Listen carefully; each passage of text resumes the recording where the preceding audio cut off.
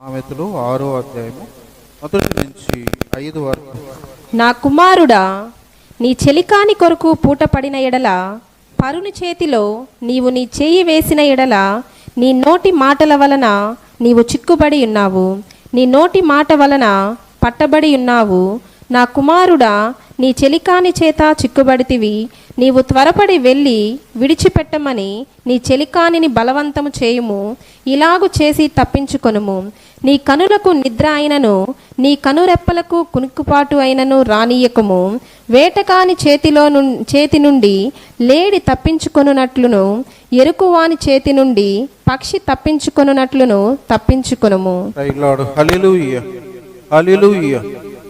దేవుని బిడ్డలారా, పూట పట్టణం అంటే ఏంటి అంటే మరి జామీను ఉండటం, వాని బదులుగా మనం సాక్షి సంతకాలు పెట్టడం, వాని బదులు నేనున్నానని చెప్పడం, ఇవన్నీ కూడా పూట పట్టడమే. ఇవన్నీ ఇలాంటివన్నీ ఒకవేళ నువ్వు చేసుంటే, నీ పరుని చేతిలో నువ్వు చేయి వేసుంటే నువ్వేం చెయ్యాలి అంటే, వాక్యం చెప్తుంది, త్వరపడి వెళ్ళి ఆ బంధకాల నుంచి నన్ను విడిచిపెట్టమని వాడిని బలవంతం చేసి ఆ బంధకాల నుంచి విడుదల పొందేంత వరకు నీ కన్నులకు నిద్ర రానియొద్దు, నీ కనురెప్పలకు కునిగిపాటు అయినా రానియొద్దు అన్నాడు. చాలాసార్లు మనం సాక్షి సంతకాలు పెడుతుంటాం కదా, చాలాసార్లు మనం విట్నెస్లు, బ్యాంకు లోన్లు అవి ఇవి వస్తే మనం సంతకాలు పెడతా ఉంటాం కదా. కానీ దేవుని వాక్యం అంటుంది, అలా నువ్వు చెయ్యొద్దు. వాటన్నిటిలో నుంచి కూడా నువ్వు త్వరగా, ఎంత త్వరగా బయటకు వస్తావు అంత త్వరపడి నువ్వు బయటకు రా. ఎలా దాన్ని పోల్చిందంటే, వేటకాని చేతిలో లేడి దొరికిన తర్వాత విడుదలయ్యేదానికి అవకాశం ఉంటుందా? అలా ఉండదు. ఒకవేళ ఏదైనా తప్పించుకున్నట్లుగా అవకాశం, ఏదో కలిసి దానికి మేలు జరిగి కలిసి వచ్చి మరి అలా విడుదల పొందినట్లుగా నువ్వు తప్పించుకో ఆ బంధకాల నుంచి అంటుంది. పక్షి వలలో నుంచి తప్పించుకున్నట్లుగా నువ్వు త్వరగా దాంట్లోంచి బంధకాల నుంచి నువ్వు బయటకు రమ్మన్నది వాక్యం. మనం ఓట పట్టము అని అంటే ఆదికాండం 44వ అధ్యాయంలో మనం అక్కడ యోసేపు తన సహోదరులైనటువంటి వాళ్ళందరికీ కూడా వాళ్ళకు సమృద్ధిగా ధాన్యాన్ని ఇస్తాడు. దాన్ని ఇచ్చి వాళ్ళని పంపేసిన తర్వాత వాళ్ళు కొంత దూరం వెళ్ళినప్పుడు తిరిగి మరలా యోసేపు ఒక మనిషిని పంపించి వాళ్ళతో అంటాడు, దేని ద్వారా నా యజమానుడు శకునాలు ఇవన్నీ కూడా చూస్తాడో ఆ గిన్నెని మీరు దొంగిలించేశారు అని అన్నప్పుడు వాళ్ళందరూ మళ్ళీ వెనక్కి వస్తారు. వెనక్కొచ్చి యోసేపు సమక్షంలో ఆ మూటలన్నీ ఇప్పి కింద పోసినప్పుడు ఆ చివరి వాడైన బెన్యామీను మూటలో ఆ గిన్నె ఉంటుంది. మీరు ఆహారం మీకు కావాలని ఇంత సమృద్ధినిస్తే మీరు తిరిగి నా యజమానికి ఇంత ద్రోహం చేస్తారా అని యోసేపు వాళ్ళతో కఠినంగా మాట్లాడినప్పుడు అని అన్నాడు, కాబట్టి మీకు ఎవరి దగ్గర గిన్నె దొరికిందో అతన్ని నాకు దాసుడుగా ఉంచేయండి, మిగతా వాళ్ళు మీరందరూ వెళ్ళిపోండి అంటాడు. వెళ్ళిపోండి అని అన్నప్పుడు అప్పుడు ఈ 33వ వచనంలో యోధా మాట్లాడుతూ అంటాడు, అయ్యా నీవు మా చిన్నోడైన ఈ బెన్యామీన్ని తీసుకురమ్మన్నప్పుడు మా తండ్రి అసలు పంపలా అతన్ని, ఎందుకంటే వీళ్ళన్న యోసేపు చనిపోయాడు, వీడిని కూడా తీసుకెళ్తే మీరందరూ చంపేస్తారు. అలాంటి పరిస్థితి నాకు రాకుండా ఉండాలంటే నేను బెన్యామీన్ని పంపనని చెప్పాడు. కాబట్టి మా నాన్నకి నేను చెప్పాను, ఈ చిన్నవానికి బదులుగా నేను పూచినాది, నేను జామీను ఉంటాను అని పంపించమని మా నాన్నని బతిలాడుకొని వచ్చాము. కాబట్టి ఆడు కానీ లేదనుకో, ఇంటికి వెళ్ళినప్పుడు మాతో పాటు బెన్యామీను లేకపోతే మా నాన్న అప్పటికే చనిపోతాడు. ఆ పరిస్థితి మా నాన్నకి రాకుండా ఉండాలంటే మీరు ఏం చేయాలి అంటే ఆయనకు బదులుగా నన్ను దాసునిగా ఉంచుకో అంటే, అతనికి బదులుగా ఇంకొకరు పూచి ఉండటం అనేది, మరి ఆ పూట పట్టడం అనేది మనం జ్ఞాపకం చేసుకోవాలి. దేవుని వాక్యం మన దృష్టిలో అది చాలా చిన్న విషయంగా అనిపిస్తుంది. వేరే వాళ్ళకి జామీను ఉండటం, వాళ్ళు మనకు ఉండటం, ఈ లోనుల్లో వాటిలో ఒకరికొకరు సహకరించుకోవటం అనేది మన దృష్టిలో అది చాలా చిన్నగానే ఉంటుంది. కానీ ఒక్కొక్కసారి బెడిసి కొట్టినాయి అనుకో. హ్యారీ గ్రోమ్స్ ఆయన గొప్ప దైవజనుడు, చాలా రాష్ట్రాల్లో వాడబడినటువంటి ఆయన. వేరే వాళ్ళకు బదులుగా ఆయన విట్నెస్ సంతకం చేశాడు. విట్నెస్ సంతకం చేసిన దానికి సపోజ్ నువ్వు పోలీస్ స్టేషన్లో వానికి బదులుగా నువ్వు జామీన్ ఉన్నావనుకో, వాడు జంప్ అయిపోతే నిన్ను పట్టుకుంటాడు. వాళ్ళు స్టేషన్లో నుంచి వచ్చి నిన్ను తీసుకెళ్ళిపోతారు. నువ్వు దొరకకపోతే నీ ఫ్యామిలీని తీసుకెళ్ళిపోతారు. అలాంటి పరిస్థితి. బ్యాంకు లోనుల్లో వాడు బదులు నువ్వు సంతకం పెట్టావనుకో, వాడు కట్టకపోతే నోటీసులు నీ ఇంటికి వచ్చేస్తాయి. వాడు గట్ల నువ్వు వాని బదులుగా నువ్వు కట్టుమని. కాబట్టి ప్రియ దేవుని బిడ్డలారా, ఆ హ్యారీ గ్రోమ్స్ గారికి ఆయన విట్నెస్ సంతకం పెట్టిన దానికి బదులుగా 3,50,00,000 అప్పు కట్టాల్సి వచ్చింది. ఆయన ఆస్తి అంతటిని. అంటే ఎంత నష్టం, ఎంత వేదనో చూడండి. ఇంకొకటి మనం గమనించినట్లయితే దేవుని వాక్యం మరి సామెతల గ్రంథం 11వ అధ్యాయం 15లో అంటుంది, ఎదుటివాని కొరకు పూటపడినవాడు చెడిపోవును, పూటపడ నొప్పని వాడు నిర్భయముగా నుండును. చాలు. వాడి కోసం నువ్వు పూటపడితే చెడిపోవటం అనేది గ్యారెంటీ. నష్టపోవటం అనేది, వాని వల్ల నువ్వు దుఃఖాన్ని అనుభవించటం అనేది నువ్వు గ్యారెంటీ అని వాక్యము. అంతేకాకుండా 17వ సామెతలు 18లో అంటాడు, అలా పూటబడిన వాడు తెలివి మాలిన వాడు, తెలివి లేని వాడు అయితేనే అలా విట్నెస్లకి వాటికి సంతకం పెడతారని వాక్యం చాలా స్పష్టం చేస్తుంది. కాబట్టి ప్రియ దేవుని బిడ్డలారా, దేవుని వాక్యమే ఈరోజు మనతో మాట్లాడుతుంది. మనకు ఖచ్చితంగా చెప్తుందంటే ఒకనికి బదులుగా మనం సంతకాలు పెట్టడం అనేది చాలా నామర్థకరమైంది. అలా చేయకూడదని వాక్యము చెప్తుంది. దేవుని స్తోత్రం, హల్లెలూయ. రెండవ మాటగా మనం గమనించినట్లయితే మరి ఆ సామెతలు 6వ వచనం నుంచి 8, ఓ మరి చీమల యొద్దకు వెళ్ళుము, వాటి నడతలు కనిపెట్టి జ్ఞానము తెచ్చుకొనుము. వాటికి న్యాయాధిపతి లేకున్నను, పై విచారణకర్త లేకున్నను, అధిపతి లేకున్నను, అవి వేసవి కాలమందు ఆహారము సిద్ధపరచుకొనును, కోత కాలమందు ధాన్యము కూర్చుకొనును. దేవుని బిడ్డలారా, సోమరి చీమల దగ్గరికి వెళ్ళమన్నాడు. ఎంత పెద్ద ఆహారాన్ని పట్టుకొని దేవుడు ఏమంటున్నాడు, చీమల దగ్గరకు బొమ్మ అంటున్నాడు. ఈరోజు మానవుడికున్న జ్ఞానం ఎలాంటిది? చంద్రమండలానికి రాకెట్లు పెంపగలిగే జ్ఞానం మంది. కానీ ఇలాంటి మానవుడిని పట్టుకొని దేవుడు అన్నాడు, చీమల దగ్గరకు పోయి ఏం చేయాలి నువ్వు?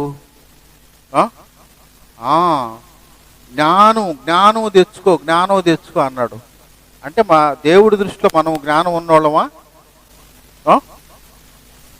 జ్ఞానం ఉన్నోళ్ళు అంటే అందరూ జ్ఞాపకంగా ఉంటారంటే మాకెందుకు జ్ఞానం లేదు, మా తెలివితేటలు ఎంత గొప్పయి అనే మనసు ఉంటుంది.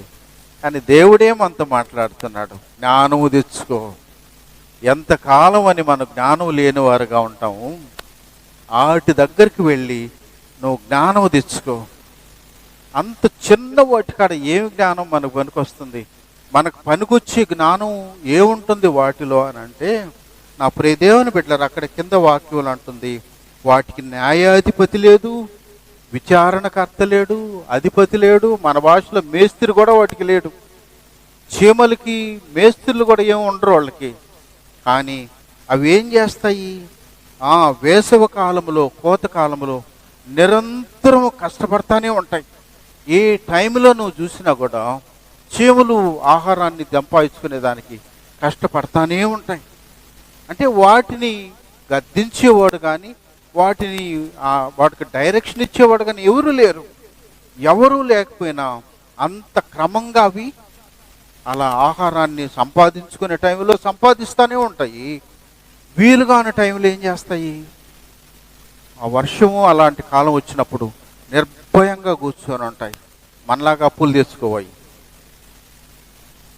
మనకు అంత సంపాదిస్తుంటాము. ఎంత సంపాదించింది ఎప్పుడప్పుడు పోగొట్టుకునే వాళ్ళు కొంతమంది ఉంటారు. ఏదన్నా అనుకోని ప్రమాదాలు వచ్చినప్పుడు, అనుకోని రోగాలు, బాధలు వచ్చినప్పుడు అప్పులు తెచ్చుకోవటమే.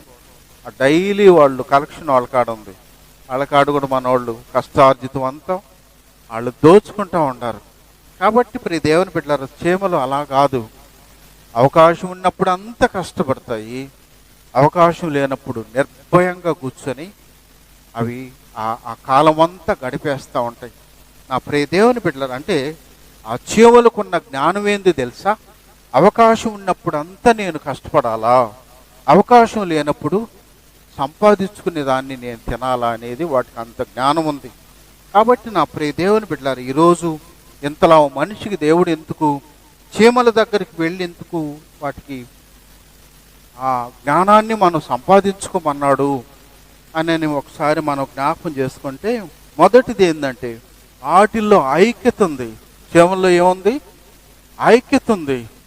ఇంట్లో ఎక్కడ నువ్వు వాటికి సంబంధించిన ఆ పదార్థం పెడితే చీమలన్నీ చుట్టుకొని ఉంటాయి. అంటే వాటికి ఉన్న ఇంటెలిజెన్స్ ఎంత గొప్పదో, అవి ఎలా వాటికి ఇన్ఫర్మేషన్ చేరేస్తాయో తెలియదు, కానీ మొత్తం మీద ఆహారం ఎక్కడుంటే అక్కడికి మొత్తం చుట్టుకొని వాటిల్లో ఐక్యత గొప్పదని వాళ్ళు అవి రుజువుపరుస్తూ ఉంటాయి. నా ప్రియ దేవుని బిడ్డలారా, ఇంత పెద్ద ఆహారాలు, ఇంత జ్ఞానము, ఇంత తెలివితేటలు, సమర్థత ఎంత ఉండే మనలో ఐక్యత ఉందా? ఎన్ని కుటుంబాలు ఐక్యత లేకుండా అసమాధానంతో నింపబడి నెమ్మది లేదు, సమాధానం లేదు, సంతోషం అన్ని కోల్పోయినటువంటి కుటుంబాలు ఎన్నున్నాయి? దేవునితోనే సమాధానం లేని కుటుంబాలు ఎన్నున్నాయి? మనుషులతో అనేది పక్కన పెట్టేస్తే సాక్షాత్తు దేవాతి దేవునితోనే సంబంధం లేకుండా గడిపే కుటుంబాలు ఎన్నున్నాయి? ఎందుకు అనంటే వాటికున్న ఐక్యత మనలో లేదు. అవి ఐక్యతతో అన్నిటిని పోగేస్తున్నాయి. చీమలు, ఇంట్లో ఉన్న చీమలన్నిటిని పోగేసి ఆహారాన్ని అన్ని కలిసి తింటున్నాయి. సపోజ్ మనకి ఏదన్నా ఒక లోన్ పెడతామన్న అవకాశం దొరికిందనుకో, ముందు భర్త పేరు, తర్వాత భార్య పేరు, తర్వాత మన బిడ్డల పేరు, బంధువుల పేర్లు వస్తాయి, కానీ ఐక్యత కలిగి అందరి పేర్లు చెప్తామా? అలాంటి ఐక్యత మనలో కనిపించలా. ఈరోజు కుటుంబాల్లో ఐక్యత లేకుండా నెమ్మది లేని పరిస్థితులు ఎదుర్కొంటుంటే, సంఘాల్లో కూడా ఐక్యత లేదు, సేవకుల మధ్య కూడా ఐక్యత లేదు.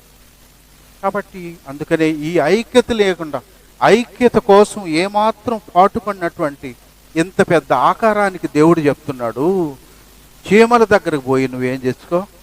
జ్ఞానం తెచ్చుకో. ఎందుకు? వాటిల్లో ఐక్యత ఉంది, ఐక్యత ఉంది. మనకు 133వ కీర్తన మొదటి నుంచి మనం గమనిస్తే ఐక్యతను గురించి అక్కడ వాక్యం ఏం చెప్తుందంటే, సహోదరులు ఐక్యత కలిగి నివసించుట ఎంత మేలు, ఎంత మనోహరము. అది తల మీద పోయబడి అహరోను గడ్డము మీదుగా కారి అతని అంగీల అంచు వరకు దిగజారిన పరిమళ తైమ వలె ఉండును. సియోను కొండల మీదికి దిగివచ్చు హెర్మోను మంచు వలె నుండును. ఆశీర్వాదమును శాశ్వత జీవమును అచట ఉండవలనని యెహోవా సెలవిచ్చి ఉన్నాడు. దేవుని స్తోత్రం, హల్లెలూయా. దేవుడు ఇక్కడ అంటాడు, సహోదరులు ఐక్యత కలిగి ఉండటం ఎంత మేలు, ఎంత మనోహరం. అంటే మనం సెంటు ఒక డ్రాపు ఈ బట్ట మీద టేసుకుంటే మంచి వాసన వస్తుంటుంది. ఈ దిక్కుమాలిన అత్తర కాదు, గబ్బు కొడతా ఉంటుంది. ఎప్పుడన్నా పక్కన కూర్చున్నా కూడా నిలవలేం. ఆ సెంట్ అంత ఒక డ్రాప్ వేస్తే అంత మంచి వాసన వస్తుంది. అక్కడ వాక్యం ఏమవుతుందంటే, తల మీద పోయిబడినటువంటి అహరోను గడ్డ మీదుగా కారిన పరిమళంతో పోల్చాడు. ఐక్యత, అందరూ ఐక్యత కలిగి జీవించటం అది ఎంత శ్రేష్టమైనంటే, ఒళ్ళంతా నీకు ఆ తైలముతో అభిషేకించినప్పుడు ఎంత అందమైనటువంటి వాసన వస్తుంది, ఎంత అది మనకి ఇష్టంగా ఉంటుందో దాన్ని చెప్తూ, ఐక్యతలో ఏముంది అని అంటే ఆశీర్వాదం ఉంది, శాశ్వత జీవం ఉంది. దేవుని స్తోత్రం, హల్లెలూయా. ఆశీర్వాదం అనేది ఐక్యతలో ఉంది, శాశ్వతమైన జీవం అందులో ఉంది. పరిశుద్ధ గ్రంథంలో మనం గమనిస్తే సంఘానికి 4 అపోస్తల కార్యం 4లో వాళ్ళందరూ మీరు సువార్త చేయకూడదని బెదిరించేస్తుంటే, బెదిరిపోయినటువంటి విశ్వాసులందరూ సమిష్టిగా కూడి ప్రార్థనలు చేసినప్పుడు పరిశుద్ధాత్మ చేత భూమి కంపించబడి ధైర్యంగా వాక్యం చెప్పారు. దేవుడు అక్కడ అద్భుతాలు జరిగించాడు. బెదిరిపోల అందరూ కలిసి అందరూ ఐక్యతతో అక్కడ ప్రార్థన చేశారు. 12వ అధ్యాయంలో దైవజనుడిని ఎత్తుకెళ్ళి చెరసాల్లో వేసినప్పుడు అంతా ఏం చేశారు? అందరూ కలిసి ఐక్యత కలిగి ఏక మనసుతో ప్రార్థన చేశారు. అలా ఏక మనసుతో ప్రార్థన చేయగలిగినప్పుడు పరలోకము నుంచి దేవుని దూత దిగి వచ్చి దైవజనుడిని బంధకాల నుంచి విడిపించింది. దేవుని స్తోత్రం, హల్లెలూయా. ఐక్యత కలిగి ఎప్పుడైతే సంఘం, ఎప్పుడైతే కుటుంబం, ఎప్పుడైతే సమాజం ఐక్యత కలిగి జీవిస్తుందో అక్కడ ఆశీర్వాదం ఉంటుంది, అక్కడ శాశ్వతమైన జీవం ఉంటుంది. ఐక్యత లేనప్పుడు ఏముంటుంది? ఏముండదా? అక్కడ శాపం ఉంటుంది, అపవాది యొక్క కార్యాలు జరుగుతూ ఉంటాయి. కుటుంబాల్లో ఐక్యత లేనప్పుడు ఆ కుటుంబాల్లో ప్రార్థన ఉంటుందా? ఏముండదు. ఎవరి దారి వాళ్ళదే. అటు మలుకొని ఒకరు, ఇటు మలుకొని ఒకరు పడుకొని ఉంటామే. ఐక్యత లేనప్పుడు కుటుంబాల్లో నెమ్మది ఉండదు, సమాధానం ఉండదు, సంతోషం ఉండదు. మందిరాల్లో కూడా అలాంటి పరిస్థితి. నా ప్రియ దేవుని బిడ్డలారా, ఐక్యత అనేది మనం ఎప్పుడైతే ఐక్యత కలిగి ఉండాలంటే ముందు మనకేముండాలా? ప్రేమను కలిగి ఎవరైతే ఉంటారో ఆ ప్రేమ ఏం చేస్తుంది?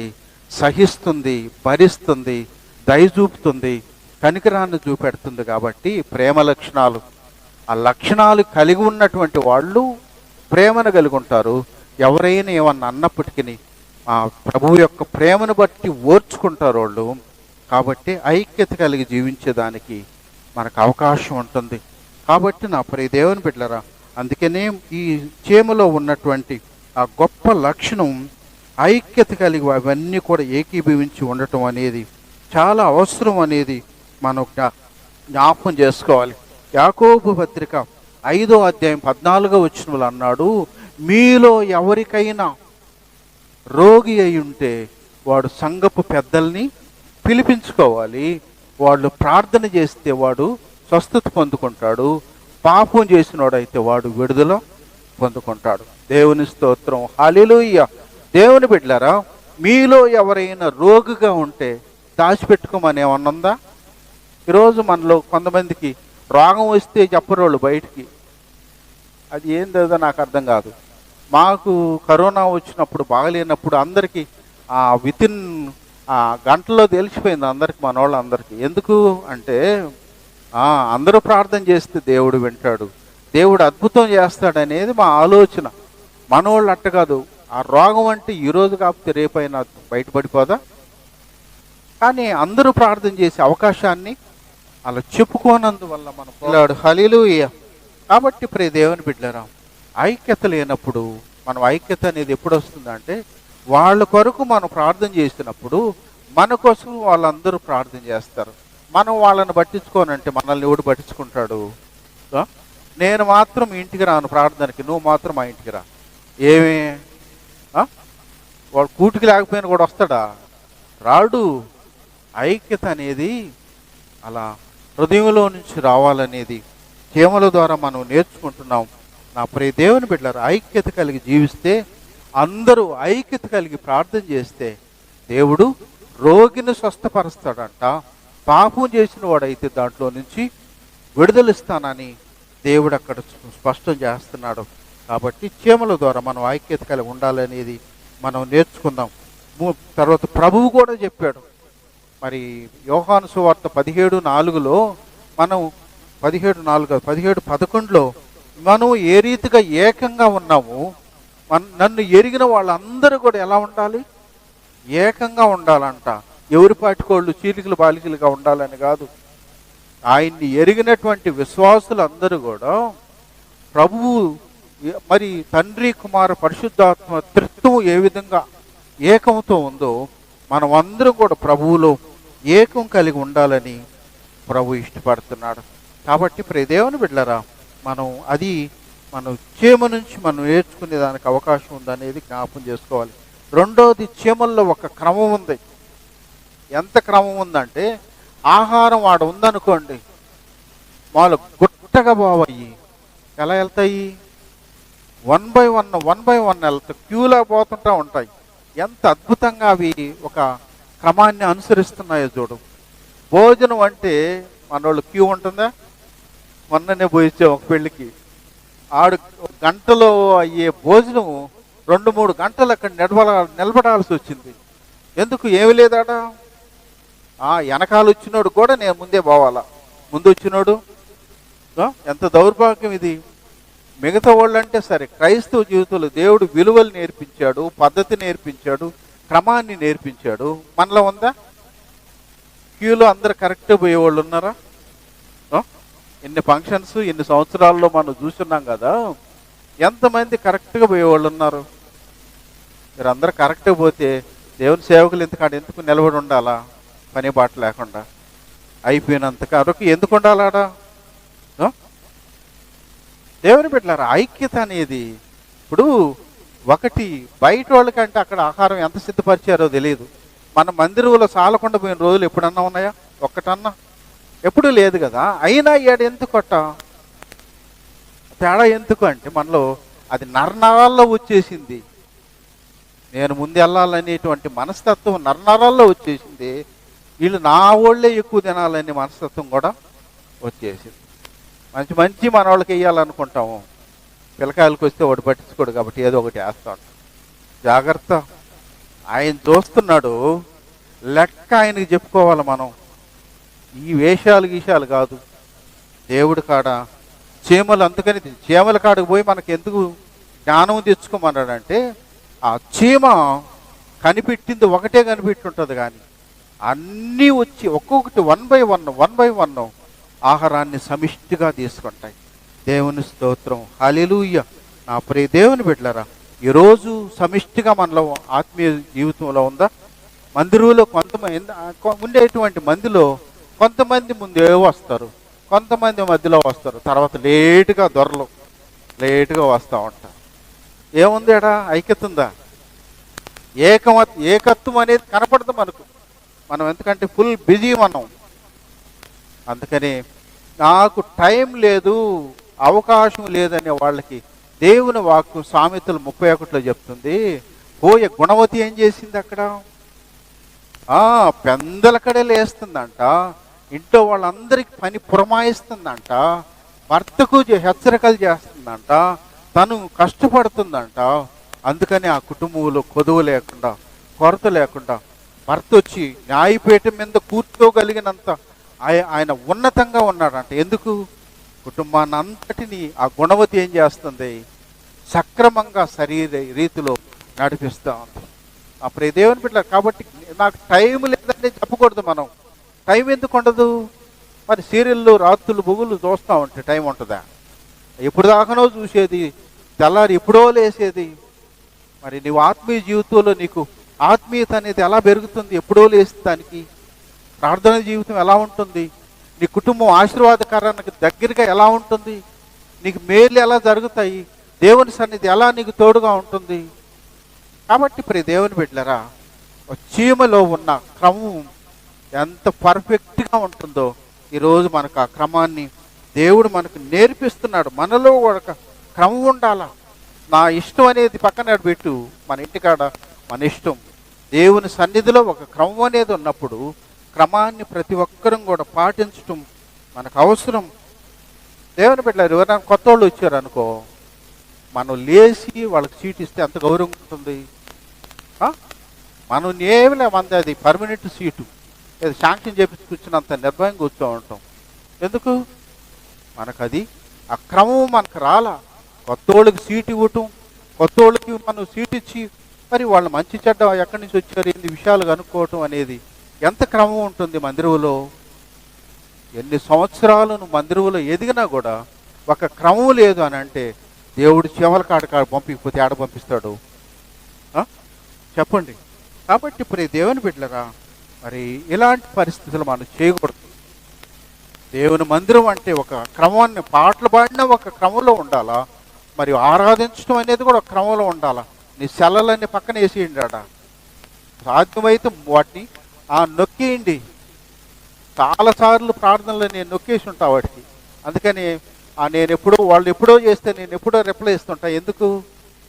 సైలెంట్లో పెడుతుంది. ఈ మధ్యన సైలెంట్ పెట్టడం కూడా కష్టం అనిపించింది. ఎందుకంటే అవి గుర్ర అంటూ ఉండే, అరే ఎవరు సౌండ్ ఏదో వస్తుందని. మనం ఏదో కలెక్టర్ కానిచ్చి మన పూలు ఇచ్చినట్టు సౌండ్ వచ్చేస్తాడు లటక్కని ఎత్తేవాళ్ళు ఉండరు. ఇది క్రమం కాదు, ఇది దైవ క్రమం. ఏంటంటే దేవుని సన్నిధిలో నువ్వు నా మాట విని వణుకుతుండునో వానినే నేను దృష్టించి ఉన్నాను అన్నాడు. నిన్ను నీ కుటుంబాన్ని దృష్టించి ఉంచాలంటే, దేవుని ఆశీర్వాదం నీకు సమృద్ధిగా ఉండాలంటే మనం క్రమాన్ని అనుసరించే వారంగా ఉండాలి. క్షేమం నీ చేతిలో లేదు, భద్రత నీ చేతిలో లేదు. మరి మనం విన్నాం కదా మరి శ్రేష్టమైన పాట, ఏసుంటే చాలు నా కుటుంబానికి, ఏసుంటే మేలు నా కుటుంబానికి. ఆయన ఉంటే ఆయన ఎట్లా ఉంటాడు? ఆయన మాట వింటే వింటాడు, లోబడితే ఉంటాడు, చెప్పినట్టుగా నడుచుకుంటే ఆయన మనతో ఉంటాడు. అలా కాకుండా ఉంటే ఎలా ఉంటాడు? కాబట్టి ప్రియ దేవుని బిడ్డలారా, యేసు మన జీవితాల్లో లేకుండా ఉంటే ఒక క్షణం కూడా మనం ఉనికి కలిగి ఉండేది అవకాశం లేనే లేదనే సత్యాన్ని మనం జ్ఞాపకం చేసుకోవాలి. మొన్న ఈ మధ్యన ఒక మరి టీవీలో చూస్తే, టీవీలో కన్నా వాట్సాప్లో, అక్కడ ఆ చిన్న బిడ్డ చిన్నగా నడుచుకుంటూ వెళ్తూ ఉంది. కుక్కలు మళ్ళీ వేసినాయి అమ్మాయి, మళ్ళీ చీల్చేసాయి. అట్నే చిన్న బిడ్డని కాపాడటం ఎవరి చేతిలో ఉంది? ఇంట్లోనే కదా ఉన్నావు నువ్వు. నీ బిడ్డను కాపాడుకోవటం నీ చేతిలో లేదు. నిన్ననే నేను పాలుకు పోయి వస్తూ ఉంటే నా ముందోడు ఒకడు ఆడ మాకు ఆ గోడౌన్ పక్కనే, నేను వెనకాలకు ఉన్నవాడు ముందు వెళ్ళాడు. ఆ బండి ముందు వెళ్తా ఇటు తిరిగేసింది, వాడు ఫస్ట్ తగిలింది ఇట్ట. వాడు ఆంత దూరంలో వాడు పడితే బండి ఇటు పడిపోయింది. కాబట్టి ప్రియ దేవుని బిడ్డలారా, నేను బలవంతురాలని నేను చూసుకుంటాను, క్షేమంగా ఉంటాను అనేది నీ చేతిలో లేదు బాబు, దేవుని చేతిలోనే ఉంది.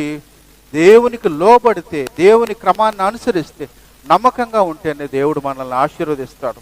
అలా కాకుండా ఎంతకాలం మనం భక్తి చేసినా అది నిష్ప్రయోజనకరమైంది అని జ్ఞాపకం చేసుకుందాం. మూడో మాటగా జ్ఞాపకం చేస్తే, చీమలు మాదిరి ఉంచి పెట్టాడు. చీమల్లో దేవుడు ఏం చెప్పాడు? ఎవరిని చూసి నేర్చుకోమన్నాడు? చీమలను చూసి. దేవుని బిడ్డలారా, ఇప్పుడు మనకు 1 పేతురు 2:21 ప్రభువు ఆయన మనకు మాదిరి ఉంచిపోయాడు. ఈ లోకంలో మనం ఎలా బ్రతకాలో, ఎలా యోగ్యంగా జీవించాలో, ఎలా భక్తి జీవించాలో, ఎలా క్రమంలో అపవాది చేతులు పడకుండా ఎలా ఉండాలో ప్రభువు మనకు మాదిరి చూపించాడు. మరి అదే కాకుండా 1 కొరింథీ 11:1 పౌలు గారు అన్నాడు, నేను క్రీస్తును పోలి నడుచుకున్న ప్రకారం మీరు కూడా నన్ను పోలి నడుచుకోమన్నాడు. నా ప్రియ దేవుని బిడ్డలారా, ఆ మాదిరి జీవంలో ఉంది. ఎందుకు మాదిరి ఉంది అని అంటే, వాటిలో ఉన్న ఐక్యత గొప్పది, వాటిలో ఉన్న క్రమం గొప్పది. అంతేకాకుండా నా ప్రియ దేవుని బిడ్డలారా, ఆహారాన్ని సంపాదించిన ఈ మరి దొరికే టైంలో అన్నీ సంపాదించుకుంటాయి. మిగతా వర్షాకాలంలో ఏం చేస్తాయి? దాచిపెట్టుకొని నిర్భయంగా కూర్చొని తింటుంటాయి. కాబట్టి వాటికి అంత క్రమం అనేది దేవుడు ఆ చిన్న జీవుల్లో ఎంత జ్ఞానం ఇచ్చాడో చూడండి నా ప్రియ దేవుని బిడ్డలారా. అందుకనే వాటిని చూసి మనకు మాదిరి నేర్చుకోమన్నాడు. ఫలానోళ్ళని చూసి మనకు మాదిరి అని కాదు, కానీ ఈ చీమల ద్వారా దేవుడు మనకి హెచ్చరిక చేస్తున్నాడు. చీమలను చూసి నువ్వు మాదిరి నేర్చుకో. చిన్న జీవులైన సాక్షాత్తు ప్రభువారే చెప్పాడు, మీరు వాటి దగ్గర చూసి మీరు నేర్చుకోండి అని అన్నాడు. కాబట్టి ప్రియ దేవుని బిడ్డలారా, మనం పరిశుద్ధ గ్రంథంలో ప్రభువు మనకు మాదిరి చూపించాడు, ఎలా బ్రతకాలో నేర్పించాడు.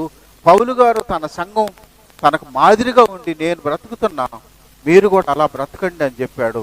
ఇంకొక మాట చెప్పమంటే, నేను నా కుటుంబంలో వాళ్ళు నన్ను చూసి ఒకటారన్నా నేర్చుకుంటారు, కానీ నన్ను చూసి ఇంకా వ్యతిరేకమైంది నేర్చుకునే అవకాశం వాళ్ళకి ఎప్పుడు ఇవ్వలా. నేను డిపార్ట్మెంట్లో 40 ఏళ్ళు పనిచేసినా కూడా ఏలెత్తి చూపేవాడే లేడు. నన్ను కరెక్ట్గా అన్ని విషయాలు పర్ఫెక్ట్గా ఉండేవాడిని.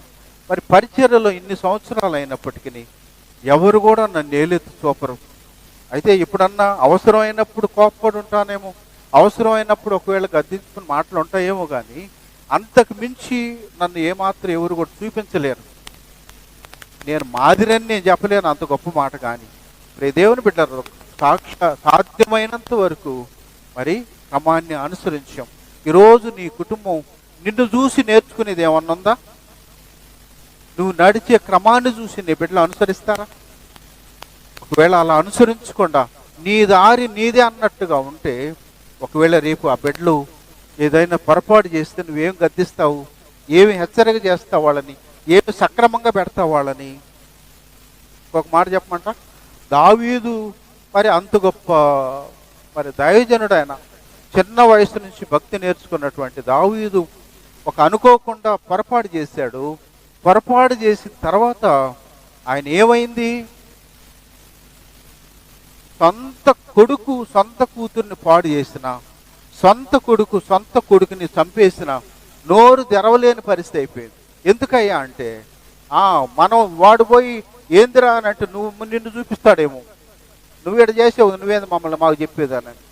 అందుకే దావీదు అంత జ్ఞానవంతుడు, అంత గొప్పోడైనప్పటికీ బిడ్డల ముందు నోరు తెరవలేకపోయాడంటే లోపాలు అతనిలో ఉంది కాబట్టి, పాపం అతనిలో ఉంది కాబట్టి, మలినం మచ్చ డాగు ఉంది కాబట్టి బిడ్డల ముందు నోరు తెరవలేకపోయారు.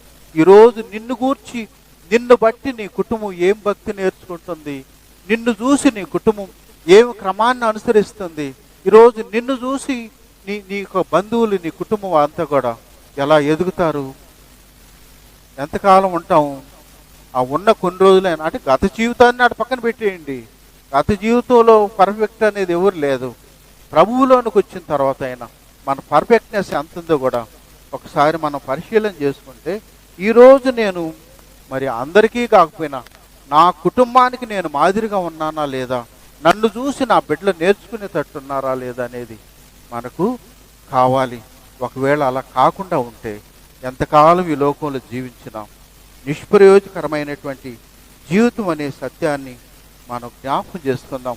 నా ప్రియ దేవుని బిడ్డలరా, ఎందుకు అని అంటే మన పరిశుద్ధ గ్రంథంలో ఒక మాట మనం గమనించినట్లయితే, అగస్టిన్ అనేటువంటి ఆయన ఒక భయంకరమైనటువంటి ఆ పాపంలో నిండిపోయి పొర్లిపోతున్నటువంటి వ్యక్తి, ఎప్పుడైతే తల్లి చెప్పి చెప్పి చెప్పి చనిపోతుంది, చనిపోయిన తర్వాత అప్పుడు బ్రతుకు మార్చుకొని ఆయనలో పశ్చాత్తాపం వచ్చి ఆయనలో చెప్పిన మాట, నా తల్లి ప్రార్థన ప్రవాహంలో నేను కొట్టుకొని వచ్చేసాను దేవుని సన్నిధిలోకి అని చెప్పగలిగాడు.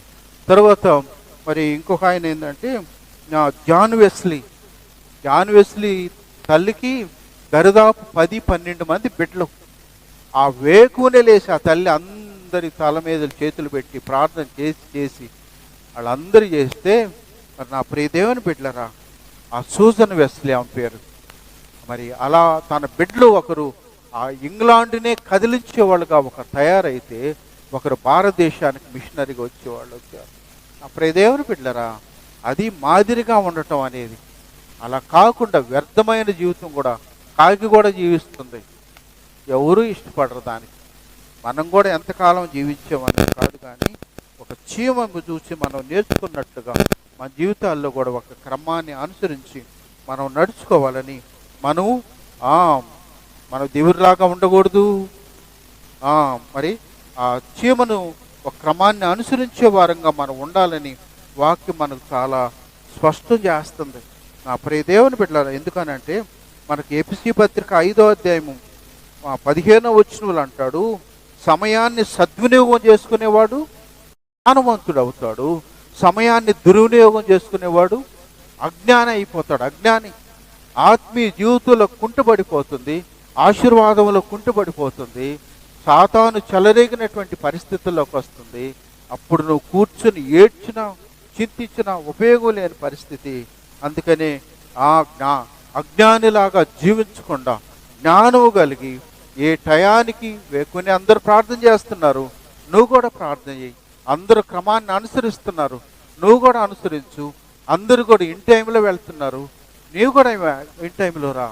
ప్రభువు కోసం గడిపి వారంలో గడిపి ఆ 2 గంటల టయాన్ని కూడా దొంగలించే వాళ్ళు ఉండారంటే ఎంత దౌర్భాగ్యము, ఎంత దుర్మార్గం.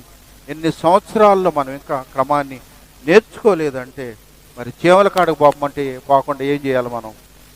కాబట్టి ప్రియ దేవుని బిడ్డలారా, కాబట్టి ఇదను దేవుడు ఆయన సోమరిపోతులుగా నువ్వు ఉండొద్దు అని అన్నాడు. ఉంటాడు సోమరిపోతు వల్ల ఏమవుతుందా, ఏం చేస్తాడయ్యా అంటే, మనం 6వ అధ్యాయం సామెతలు 6లో 9 నుంచి, సోమరి ఎందాక నీవు పడుకుని ఇందువు, ఎప్పుడు నిద్ర లేచెదవు, ఇక కొంచెము నిద్రించెదనని, కొంచెము కునికెదనని, కొంచెము సేపు చేతులు ముడుచుకుని పరుండెదనని నీవనుచుందువు.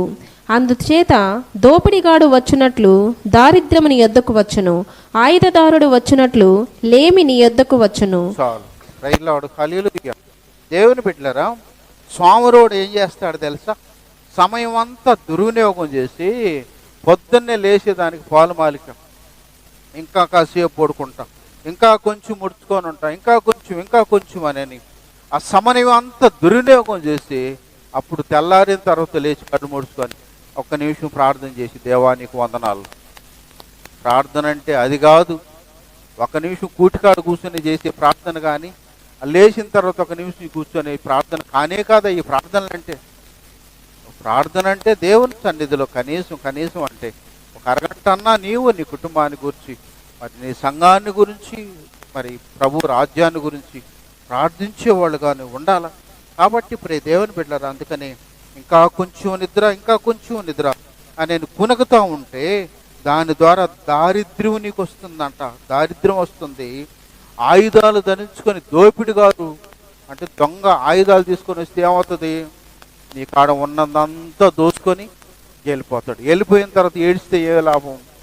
కాబట్టి దరిద్రం అనేది నీ నెత్తికి రాకుండా ఉండాలంటే అందరూ ప్రార్థించినప్పుడు నువ్వు ప్రార్థించు, అందరూ క్రమాన్ని అనుసరించినప్పుడు నువ్వు క్రమాన్ని అనుసరించు, అందరూ భక్తిలో ఎదుగుతున్నప్పుడు నువ్వు నేను కూడా ఎదిగితే అప్పుడే మన జీవితాల్లో దేవుని కృపను కాపుదలను పొందుకుంటామనేది మనం జ్ఞాపకం చేసుకుందాం.